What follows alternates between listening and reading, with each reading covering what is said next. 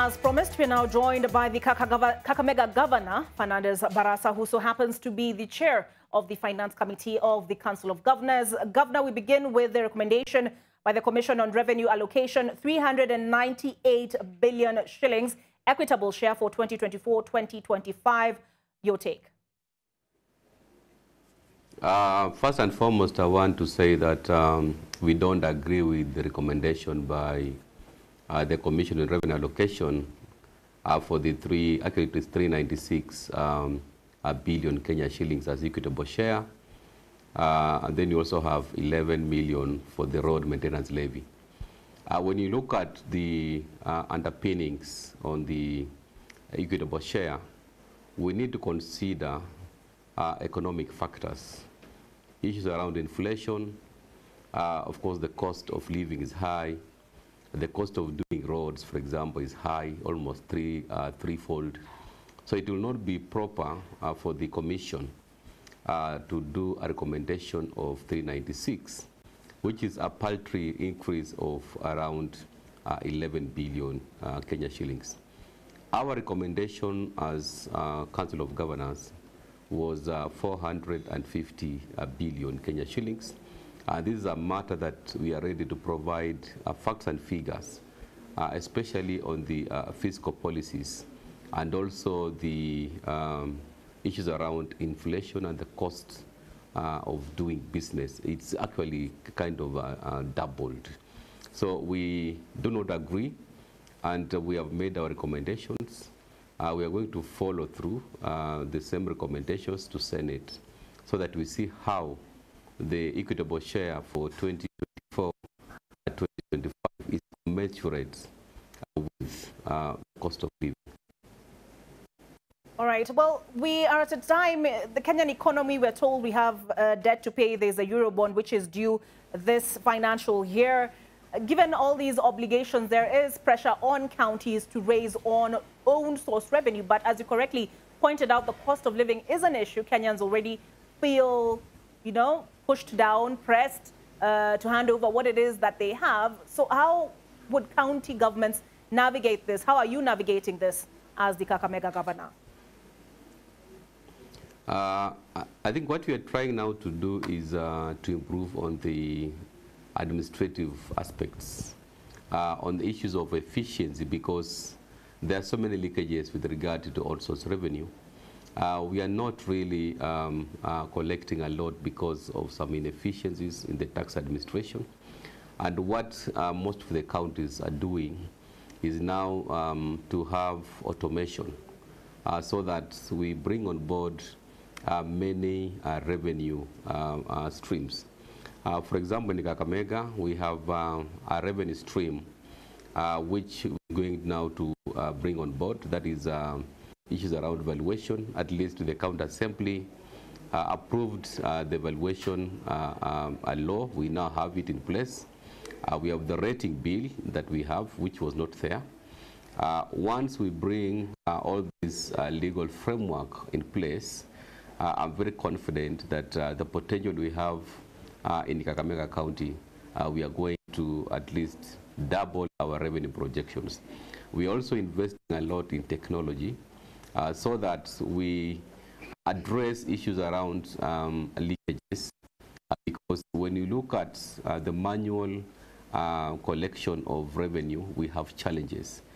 So once we improve on the administration, we have brought on board more revenue streams. I've mentioned about the valuation bill, which is now a law. The rating bill, which is now law, that was approved by the Assembly. We are very confident that at least by the end of the year, our projections of 2 billion Kenya shillings will be achieved. So that is an area that we are actually also partnering with CRA so that we bring on board all the counties that don't have a revenue collection system. I think those are the efforts which we are going to work together with the Commission for Revenue Allocation for purposes of optimizing the potential of on-source revenue which we have. Right now, when we look at the bigger picture, we are less than 40% of the potential that we have on on-source revenue. So those strategies will enable us at least to meet and also exceed our targets on on-source revenue. All right, and I asked that question because I am going to reference the Control of Budget report for the first quarter of this financial year and how county governments performed in relation to development expenditure. But when it comes to own source revenue, I see here that they stated that counties that had the lowest percentage included Kakamega at 7.1%. But aside from own source revenue, so let's say you get the monies, equitable share revenue, you're able to raise own source revenue. How sure are your county residents, how sure are Kenyans that these monies will actually go towards development, that they'll actually feel it like they feel CDF in many instances? Because we had the highlight of this report recently was that 10 counties have spent 0 shillings on development. Now, first and foremost, our performance on on-source revenue for the last quarter was largely affected by some factors beyond, I can call them exogenous factors.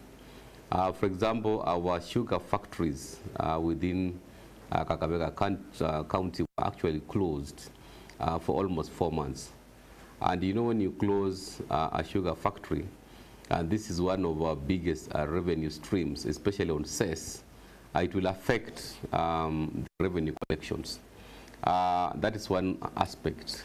Another aspect which affected our revenue collection, of course, is the transition to a new county revenue management system, which, of course, is a learning curve. Then, of course, the period of revenue collection, largely for the last quarter of the calendar year, we normally have a dip. We expect to collect a lot in the first quarter. That is between January and March, because that's when we are doing a lot of renewals of single business licenses. We are also confident that with the strategies we have put in place, for example, we are constructing stock rings, so we are going to collect more money when we have those investments in the infrastructural programs that will support revenue collection. Now, with regard to development expenditure, what happens in the first quarter? Number one, the National Treasury usually delays to approve the budgets in IFMIS. And you know, if the budgets have not yet been uploaded in IFMIS, there is no way you can spend the money. Number two, we have the issue of pending bills. Pending bills, we have been given guidelines through the IBEC forum, where you're supposed to have a process of doing verification and also just making sure that you only pay the verifiable bills. So the first quarter of the financial year, I know most of the legacy issues surrounding pending bills affected expenditure. For example, in Kakamega, at least we are not doing very badly because we have a program of making sure that every disbursement at least we release not less than 200 million to address our pending bills of 1.4 billion Kenya shillings, which was carried forward from the last financial year. So we are progressively addressing the pending bills, but the main issue around development expenditure being low in the first quarter, as I've said, is the delay in uploading the budgets. And then number two, once the budgets have been uploaded, we have now the procurement process. You cannot just get the money today and then you start expending the following day. We have the procurement process that must be followed to the letter, and then the expenditure start coming in.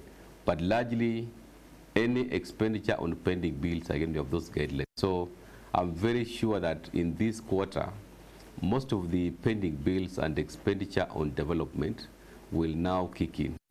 A case in Kakamega, we have a deliberate strategy of making sure that in every disbursement that we receive, we must at least expend 30% on development expenditure. Yeah. All right. So I'm aware you have an international investment conference coming up in February, I believe the 6th to the 9th. What is it you hope to achieve with it? First, I want to correct that the dates have shifted from 6th to 9th. We are now having the investment conference on the 19th up to 22nd of March this year. The objective and the theme of the conference is opening up counties as the new frontiers for investment and development. In Kakamega, we have the potential of many investment opportunities. We want to showcase the investment opportunities available in agriculture, manufacturing, health, water, climate change, and also in the area of sports. So what we'll be doing on the 19th of March is we'll bring on board over 3,000 people, of course business people, international and local investors, so that we showcase the opportunities which are available in Kakamega County for them to put in their money.